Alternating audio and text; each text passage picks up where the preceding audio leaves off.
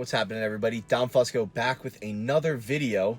Thank you guys for tuning in. If you guys are new to the channel, make sure you like and subscribe. So, just got done at the gym, 40 minutes on the bike, get some blood flow back in that knee, and then about 20 to 25 minutes in the sauna, sweat it out. One of the things I like to do on Sundays, my active rest day, hit the gym, ride the bike, do some sauna, and then maybe have my mom do a little sports massage later. So what we are going to be discussing today are some of my tips from my experience of going through the recruiting process to play college football. Now, everybody's recruiting experience is different, but these are just some of the ways that I found useful or things that I wish I would have done that I see a lot of people having success with now. If you're a high school football player going through the recruiting process, make sure you follow some of these tips, some of these tricks to help you get seen by more college coaches and increase your chance of playing college ball. So let's head back to the house, get a post-workout smoothie, as always, and then we'll get into it.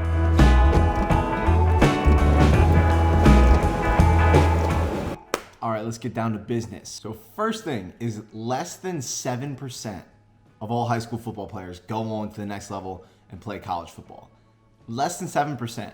So if you want to do that, you got to make sure you're doing everything right. You got to make sure that you're training hard, that you're recovering the right ways, that you're eating the right things, reaching out to coaches, looking at schools that ultimately are going to help benefit you long-term, not just in your time playing football there. Tip number one that I have is to go to as many camps as possible. Some are going into your sophomore, junior, senior year. You need to be going to as many camps as possible. And this is one thing that I messed up on. So I didn't even think for a while that I wanted to play college football. So I missed out on going to a ton of camps. But the ones that I did end up going to, it gave me a better feel for not just the team and the program, but the school itself, what the campus looked like, the vibes that I was getting, some of the restaurants on campus, talking to some of the people, talking to some of the coaches, just getting a better feel for the campus and what life would look like at that college and see if I would fit in there. From the camps that I did go to, I was able to pick up a ton of new drills and learn a bunch of new skills that I still implement into my training today that have ultimately made me a better football player. The more camps you go to, the more drills you learn, the more you can implement, the better football player you become. And also at certain camps,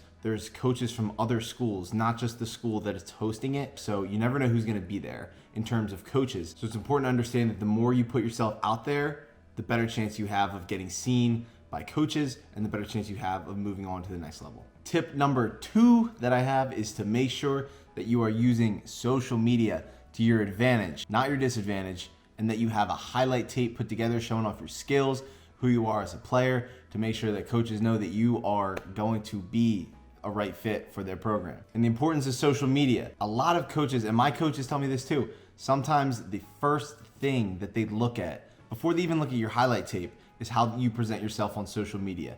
It's almost like a resume that you have put together. So it's important to make sure you're not conducting yourself and making yourself look like an idiot on social media and that are gonna ruin your chances before a coach even gets to your highlight tape. In high school, we were constantly being told what we should and what we shouldn't do on social media, and our coaches would even check up on our Twitters to make sure that we weren't acting like idiots. And yes, there were some kids who ultimately got in trouble or weren't allowed to play or weren't allowed to practice because they conducted themselves poorly on social media. And, did that hurt their chances of playing college football? I don't know. But you don't want to take any chances and you want to get every advantage that you can over other people. So make sure that you're using Twitter as sort of your resume that coaches look at when they go and search your name. And so when you're on Twitter, make sure that your handle is something searchable. Don't make it some crazy nickname or something random. Make it searchable. Just have it something simple like your name, your number, anything like that. And then in terms of your profile picture, I would recommend just maybe a picture of you playing football. Pretty simple. Don't have a picture of you with a bunch of people out with your buddies. Make it something that shows you, whether in uniform, picture day, an in-game shot, anything like that. Another thing is to pin your highlights to the top so that when coaches get to your Twitter, the first thing they see after your picture and then your bio is your highlight tape. And no matter what you quote, what you tweet, what you reply to after that, your highlights are going to be stuck there up top. So when they first get to your page, they see obviously your picture, bio, highlight tape. You're good. And then in your bio, like I said, it's going to be something like a resume. So you want to have where you're from, your high school, your GPA, and any other accolades that you may have or anything that you're involved in. Twitter is very different than some of the other social media platforms, but in terms of recruiting, It is the most used way that college coaches communicate with recruits. It's easy for them to go on and direct message you, have a conversation with you, quote one of your tweets, retweet one of your tweets, send it out to other coaches. It's very simple and easy to use. So when you want to make sure that you're utilizing Twitter to your advantage. So those are some of the things that you should have in your bio. And another thing is that you need to be reaching out and connecting with college coaches. So pretty much every college coach is going to be on Twitter. If they're not, then they're probably just pretty old school. But it's very easy to just follow back, send a message, like and reply to some of their tweets. It's very easy to get in touch with college coaches on Twitter, and it's quick and it's easy, more so than email or phone call where it might take a little while for them to get back.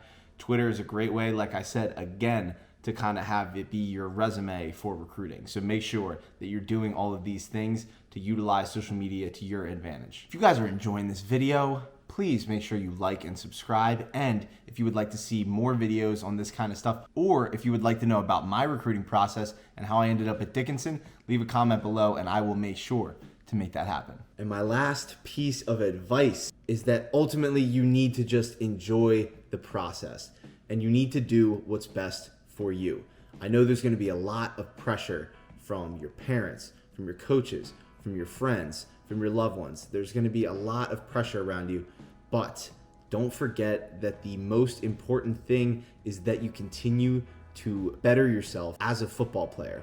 If you don't perform on the field, then nothing else matters. I know what it's like to want to play at a big time D1 school. I wanted to play at Penn State, Notre Dame, or the University of Florida. But look, we're not all meant to go D1. But I am extremely grateful for where I'm at right now. Dickinson has given me a ton of great opportunities, and it has helped me both become a better football player and a better person. So that's the kind of school that you want to look for. You want to go to a place that's going to serve you while you're there and long after you leave. So remember that the recruiting process is something that you want to look back on as a positive experience. You don't want to look back and think about how stressful and how miserable you were going through that process. So just remember to enjoy it and don't lose sight of what is most important: making yourself a better football player, helping your team win, and making an impact on your community. So if you follow these 3 tips, go to as many camps as possible, put yourself out there, keeping an open mind when looking at schools, utilizing social media to your advantage,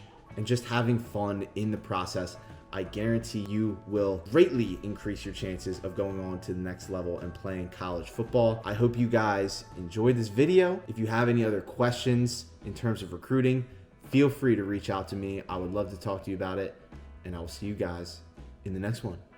Peace.